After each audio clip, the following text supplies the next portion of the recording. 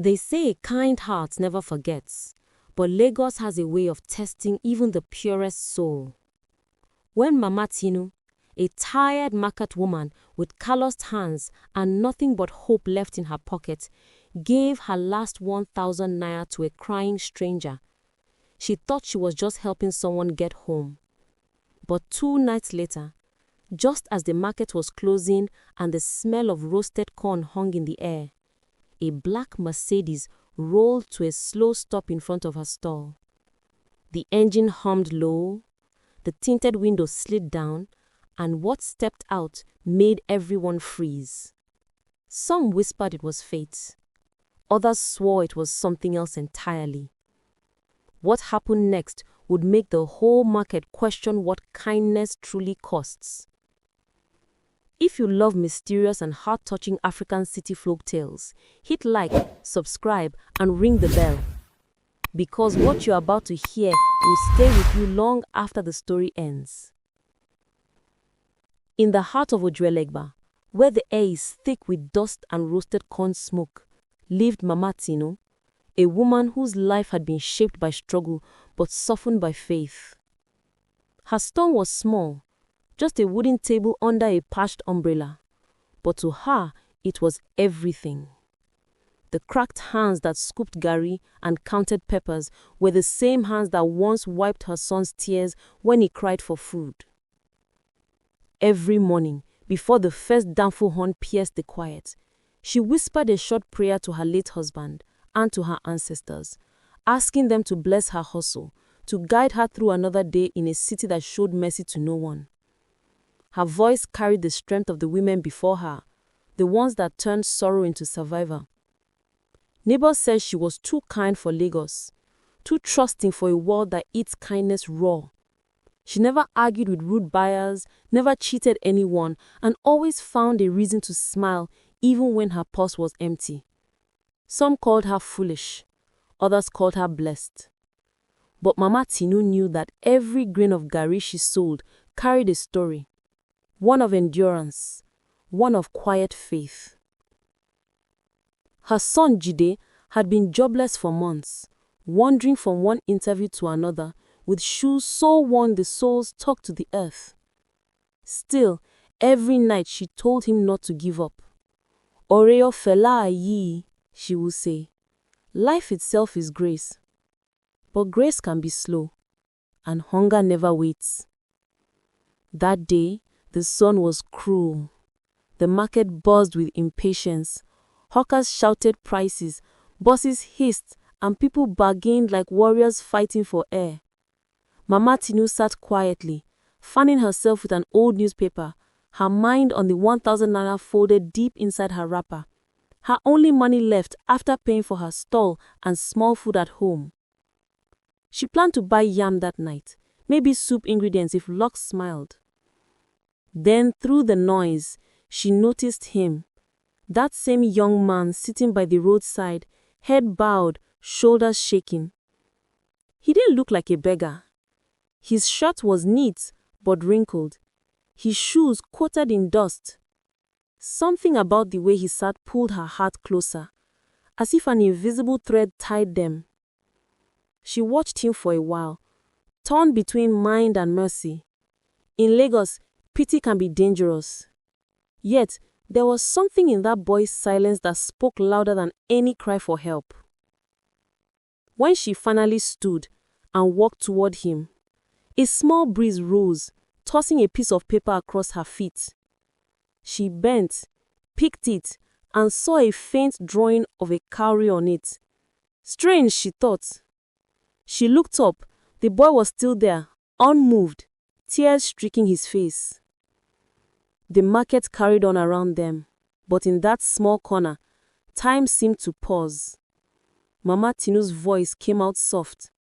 "My son, why are you sitting here like the world has ended?" He looked up slowly, eyes red, lips trembling. "Mama," he said, "I came for a job interview. I passed, but they told me to return tomorrow with some documents. I have no transport back, no food, nothing. I can't even call home." His words were simple, but they carried a weight only a mother could feel. Mama Tinu's heart tightened. She opened her wrapper, took out her 1,000 naira and placed it in his palm. She said, "Take it, go home, eat, and return tomorrow. You will not sleep outside like a dog." The boy tried to protest, but her eyes silenced him. As he walked away, she sighed deeply, half relieved, half afraid. It was all she had.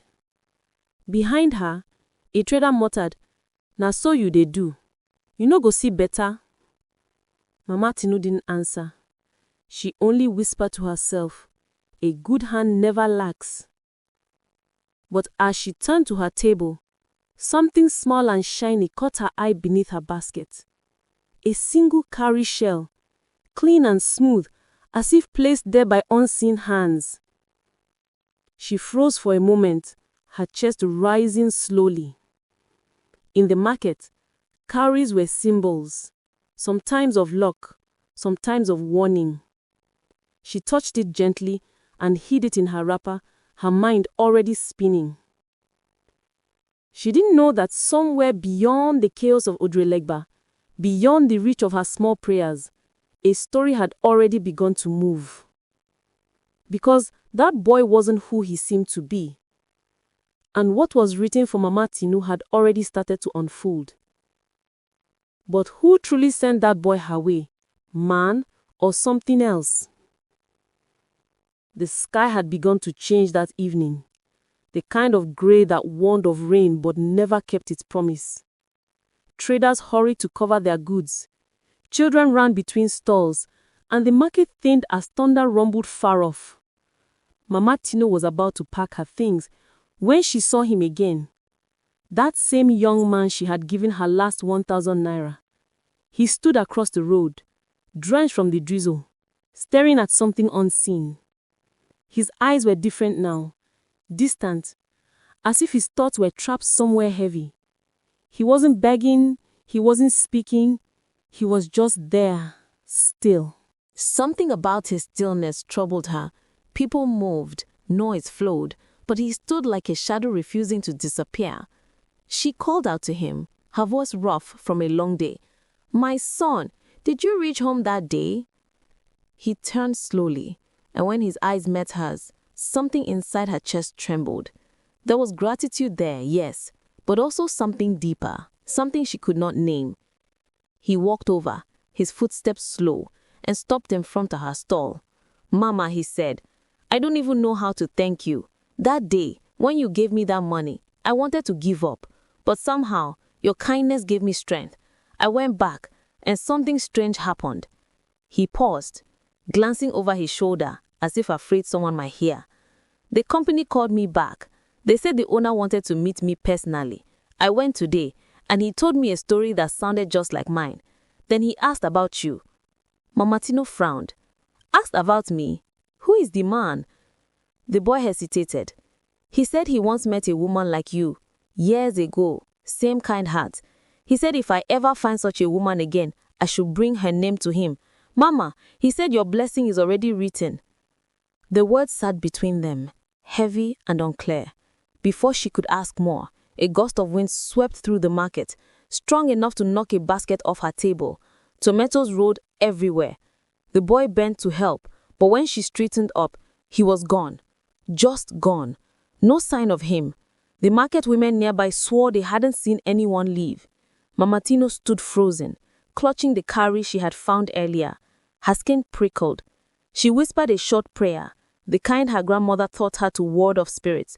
But the wind didn't stop. It circled her stall, lifting the edges of her wrapper like unseen fingers. When it finally died down, a folded note lay where the boy had stood. She bent to pick it up.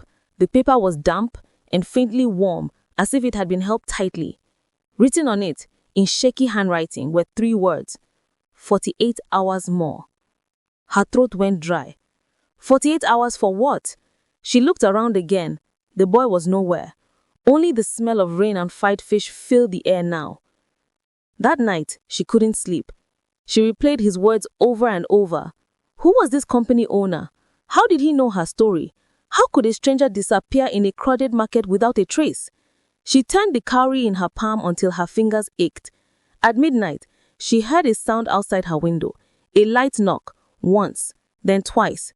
She waited, heart pounding. No one called her name, no footsteps followed, just the distant hum of generators and the soft cry of a baby from another room. She forced herself back to bed, whispering prayers until sleep dragged her under. But in her dream, she saw the young man standing beside a Mercedes-Benz, smiling faintly, holding the same note she had found. Behind him stood another figure, taller, dressed in white, face hidden by light. When she tried to speak, both turned away and walked into the rain, disappearing into mist.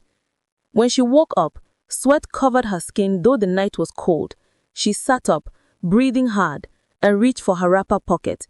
The note was still there, dry, folded neatly, as if untouched. And that was when she knew. Whatever was coming in 48 hours had already started moving toward her. But was it a blessing or something that would change everything she believed about kindness forever? The next morning came with the same weary sun, its weak light spilling over the rusted zinc roofs like it was tired of shining on this part of the world. Mama Tinu sat by her small wooden table under the mango tree, her basket of roasted plantains barely half full but already turning cold. The street was quieter than usual. Even the school children passed without their usual laughter, their eyes darting toward her table but never stopping. She smiled faintly, pretending not to notice. "Na so life be," she whispered to herself, shifting the plantains closer to the smoke to keep them warm. By noon, not a single sale. The smell of roasted oil and pepper filled the air, but no one seemed to care. Traders nearby were already packing up. Mama Ibeji, the tomato seller next to her, gave her a long look and clicked her tongue. "Tinu, you still dey here? People don't go house. You won't roast yourself join the plantain?" Mama Tinu forced a smile and said softly, "God dey. Maybe one hungry soul go pass." But no hungry soul passed. Only the landlord came, tall, bald, and sweating through his faded shirt. His face carried that same cold authority she had come to dread. "Mama Tinu, I don't give you enough time. This one make 'em 2 months. I need my rent." She rose slowly, her knees cracking like dry sticks. "Landlord, abeg, small patience. Business don't slow. I go pay small by weekend." The man frowned and brushed sweat from his brow. "You dey talk weekend. Which weekend be that one?" He looked around at her unsold plantains and scoffed. "See as your market dry like abandoned farm. You better find another way before I change the padlock." He turned and walked away, his slippers slapping hard against the dusty ground. Mama Tinu watched him go. The weight in her chest pressed heavier than the basket she carried daily. She gathered her things, her fingers trembling as she wrapped the plantains in brown paper. Her stomach growled loudly, mocking her hunger. She smiled at the sound, a bitter, empty smile, and said quietly, "Na hunger will not go kill me." When she reached her small room, the sky had already darkened. Rain began again, soft at first, then heavy, like it was washing away the day's failures. The roof leaked in familiar places. One dripped near the bed, one by the corner where her small stove sat. She dropped her basket, knelt beside her mat, and prayed. Her voice was low, weary but steady. "Father, you see me. I no get strength again, but I believe that you still dey look my side. If not test, abeg make I no fail." Outside, thunder rolled across the sky. Somewhere in the distance, a street preacher's voice rose through the storm, shouting about faith, about sowing seeds that will grow in heaven, even if the ground on earth rejects them. Mama Tinu listened, her eyes closed. The words sank deep into her, mixing with the ache of hunger and the faint scent of roasted plantain still clinging to her clothes. A knock came at the door, faint, uncertain. She froze. Who could it be at this hour? The rain grew louder, drowning the sound. Then another knock came, harder this time. She hesitated, then stood and moved slowly toward the door. Her neighbor's voice followed the sound, sharp and mocking. "Mama Tinu, you know they tired to play Mother Teresa for streets? You go give till nothing remain for you. When you go wise?" She didn't answer. She just pressed her palm against the wooden door, feeling the cool dampness seeping through. "If I stop giving, then who I go be?" she murmured to herself. The neighbor hissed and walked away, muttering something about foolishness and poverty. The rain washed away the echo of her words. Mama Tinu stood there, listening, her heart caught between fear and faith. Then she turned back to her mat, whispering, Maybe tomorrow go different. But just as she was about to lie down, she noticed it. A strange sound coming from under the basket where her plantains were kept. Not the usual scurry of rats. This one was slower, wet, breathing. She leaned closer, frowning. The light from her small kerosene lamp flickered, casting long shadows across the wall. Something moved under the basket. She froze. The air thickened around her, heavy with the smell of smoke and rain. Her heart beat faster as she bent slowly, fingers trembling, reaching for the basket handle. She lifted it halfway, her eyes narrowing in the dim light. And then she saw it. Something she couldn't understand. Something that didn't belong. What had been hidden under her unsold plantains was not a rat, not even close. And that was the night Mama Tinu's quiet faith met something that faith alone could not explain. What exactly did she bring home from the street that evening? By dawn, the rain had gone, leaving the ground soft and smelling of wet dust. Mama Tinu woke early, her joints aching, but her spirit still whispering, maybe today go better. She stepped outside, spread her small table under the mango tree again, and arranged her plantains carefully like a woman arranging hope. The sun came shyly through the clouds, and for a moment she believed things were turning around. But when she turned her back to fetch water from the bucket beside her door, she heard running footsteps, quick, scattered like rats in panic. She turned sharply and her heart froze. 3 street boys were already grabbing her roasted plantains, stuffing them into dirty sacks, their laughter loud and cruel. "Hey, leave my goods!" she shouted, running after them. Her bare feet slapped against the muddy ground, her wrapper clinging tightly to her legs. The boys ran faster, their shadows slipping between houses like ghosts. She chased them down the road, her breath cutting short, chest tightening, vision blurring, but she didn't stop, not yet. "Una no get mother. Now wetin I dey sell I dey beg una for." The boys disappeared around the corner, leaving only echoes of their laughter and the smoke of stolen smoke. Mama Tinu stumbled to a stop, her hands on her knees, gasping. The world spun. Her strength gave way, and she dropped to the ground. The dust rose around her like a brown cloud, sticking to her tears. She lay there, chest heaving, until the rumble of an engine grew louder. A police van. Hope flickered in her eyes. She raised her hand weakly. "Officer, help me, them thief my goods." The van slowed. 2 uniformed men looked out. One squinted, chewing gum, and said, "Na who?" The other shrugged. The van drove off, splashing muddy water across her wrapper as it passed. Mama Tinu sat there in the mud, watching it disappear down the road. The noise faded, leaving her with only silence, hunger, and shame. She pressed her hands to her face. The tears came again, hot and bitter, mixing with the dust on her cheeks. Her voice trembled as she whispered to herself, "Why still they try? Why they help people when nobody they help me? Maybe na foolishness, not fate." The sun climbed higher, but she didn't move. People passed her by. Some looked, most didn't. She felt invisible, like the world had forgotten she existed. After a while, she dragged herself to the shade of the mango tree, her old shelter. The leaves whispered above her head, but their comfort felt hollow. Then a voice broke the stillness. Low, rough, almost ancient. "Mama." She looked up. An old beggar stood before her. His clothes were torn, his beard white and wild. His eyes, though sunken, held a strange light. He reached into his wrapper and brought out 3 kola nuts, red and brown, glistening like they'd been freshly plucked. He said, "You gave your last coin to a stranger. The spirits see things the world does not see. They will test your heart. 2 sunsets more, your reward go come, but only if your heart stay clean." Mama Tinu blinked, her lips parting. "Papa, what do you mean? Which reward? Which spirit?" The old man smiled faintly, his teeth brown but strong. "You will understand when the wind changes." Before she could speak again, a cold gust swept through the tree, rustling the branches. She shielded her face. When she looked up, the old man was gone. No footprints, no sound. Only the kola nuts remained, resting gently on the ground beside her. She stared at them, afraid to touch, yet unable to look away. The world around her went quiet again, like the air itself was holding its breath. That night, she placed the kola nut beside her mat, whispering a prayer she didn't fully understand. The rain began once more, light at first, then steady, tapping softly on the leaking roof. She tried to sleep, but her mind kept circling back to the old man's words. 2 sunsets more. Outside, the wind blew harder, carrying strange whispers with it, voices that sounded like laughter or maybe weeping. She sat up, her heart pounding. The lamp flickered.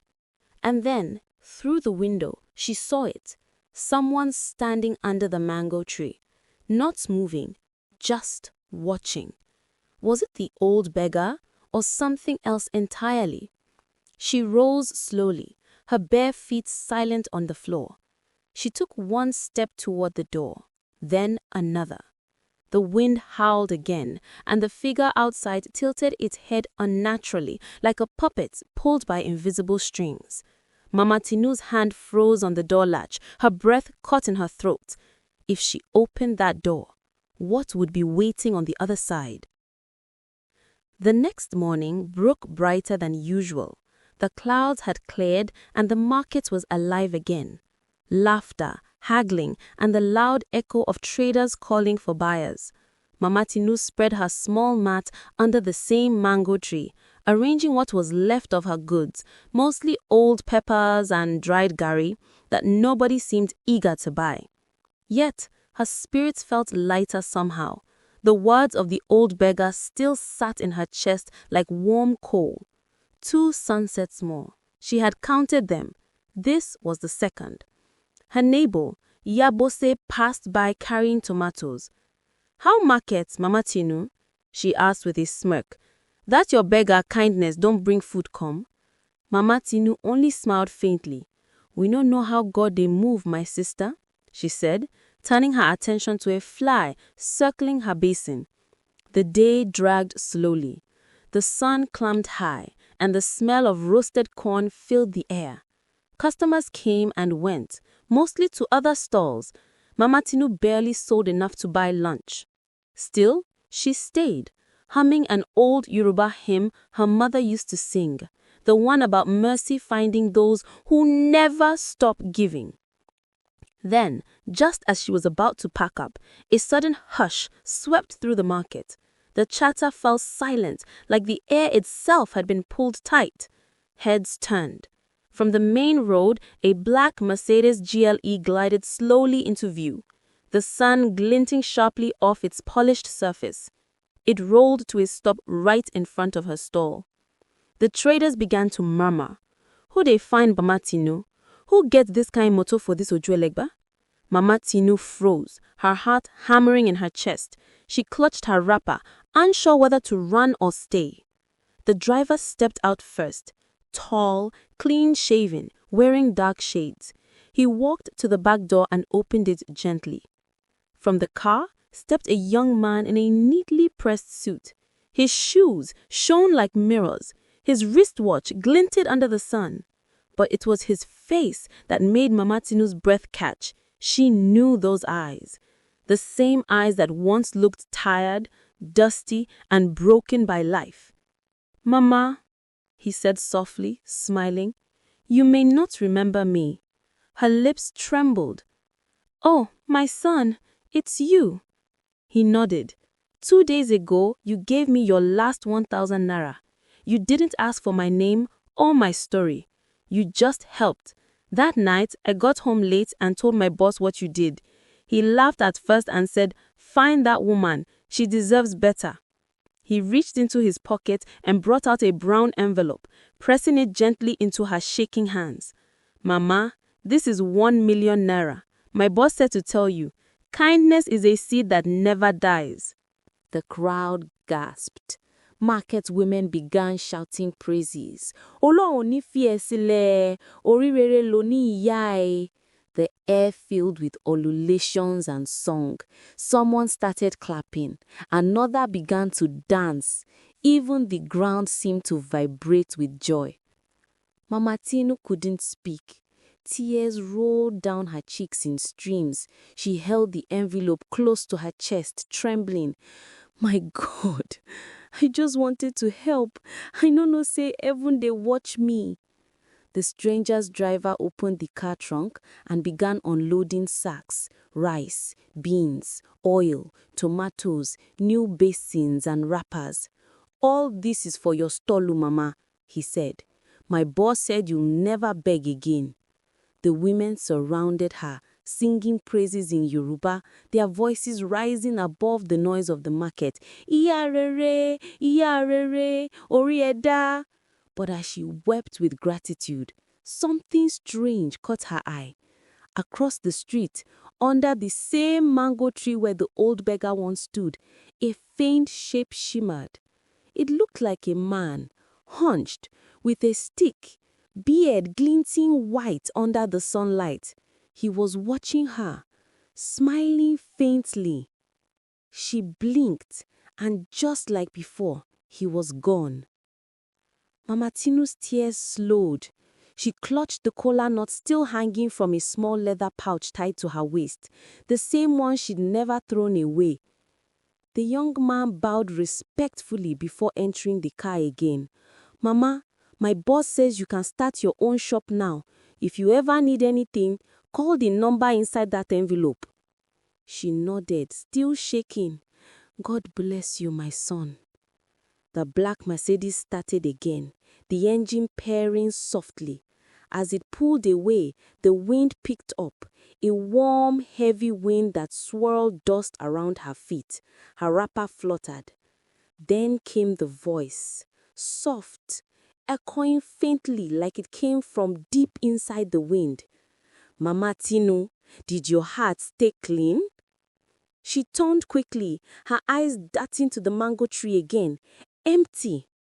Her hand trembled as she held the kola nut still hanging from a small leather pouch tied to her waist, the same one she never thrown away. The laughter of the market women faded behind her. The air grew still again, heavier than before. Somewhere in that stillness, Mama Tinu realized she had been watched all along. But by who exactly?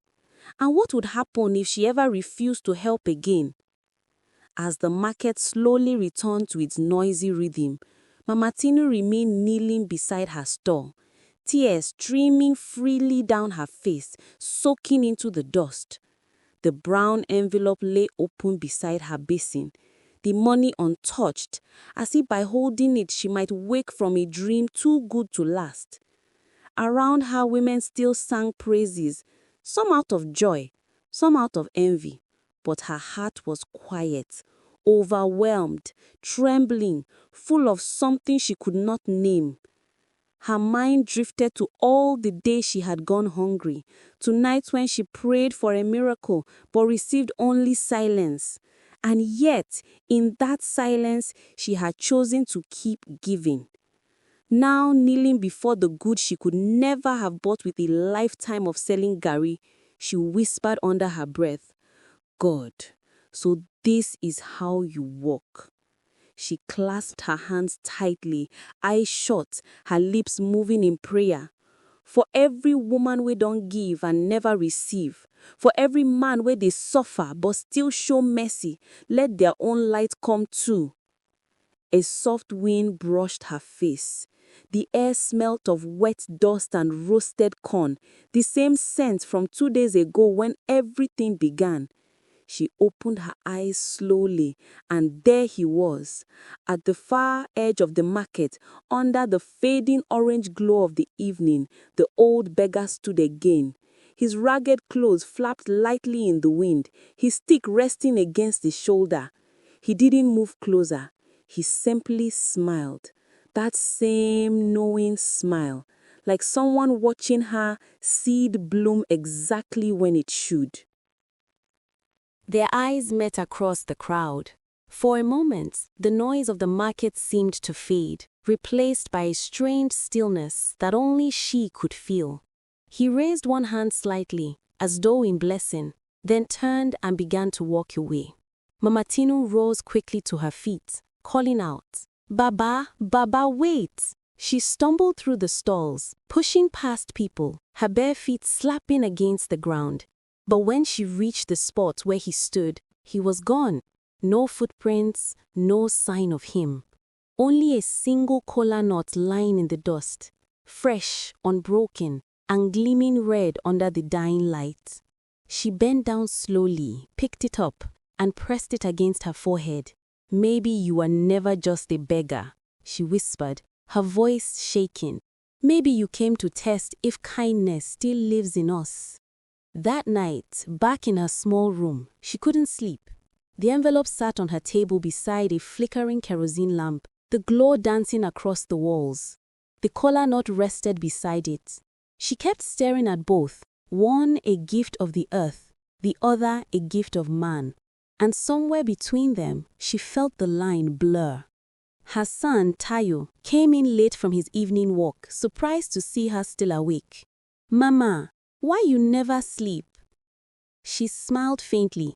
"Because tonight, I know fit forget what God can do with a single act of kindness."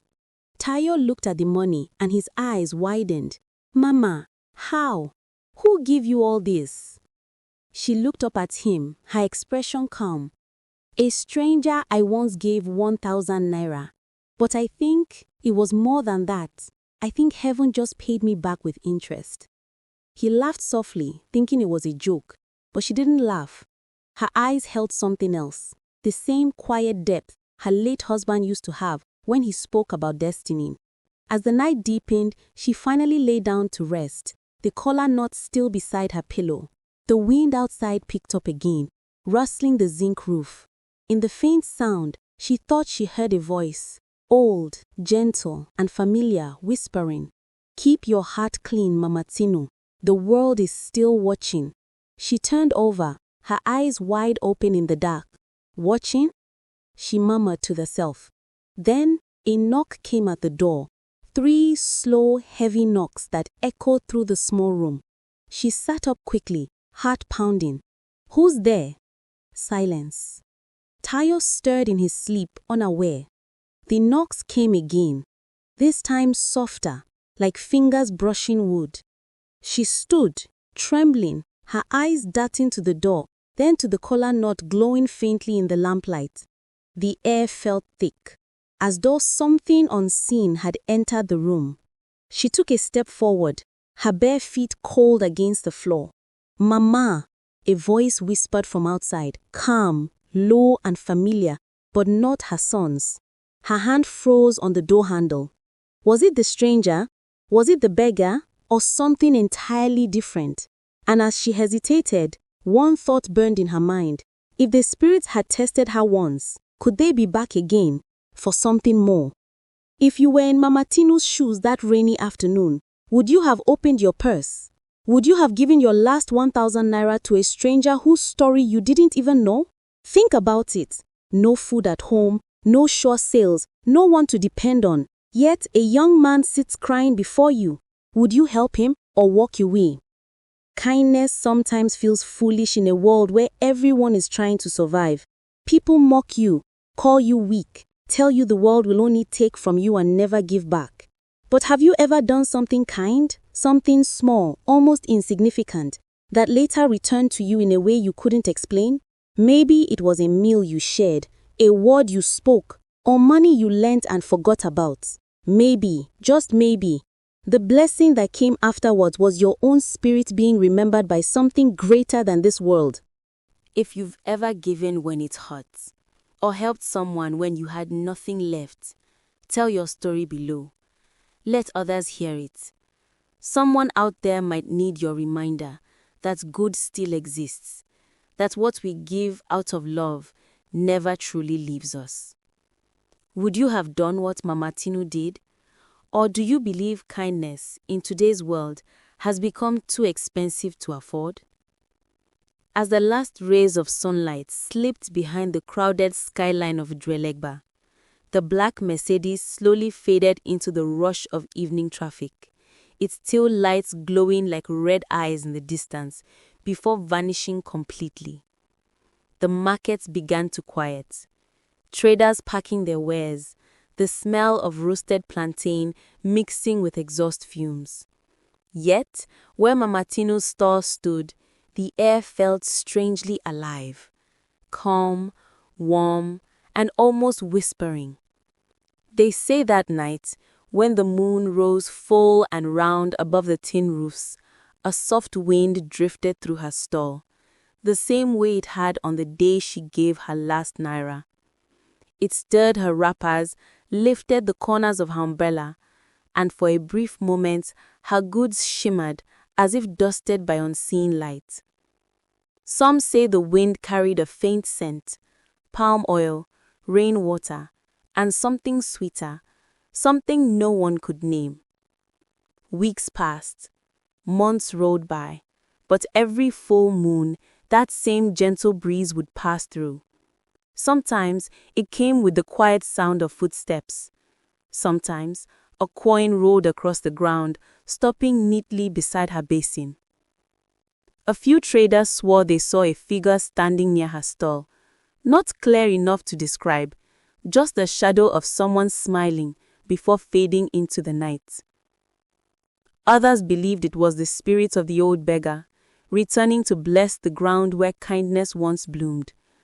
But some whispered another version, that the stranger himself had never been just a man, that the Mercedes was not what it seemed, and that Mama Tinu's act of giving had opened a door between the seen and the unseen.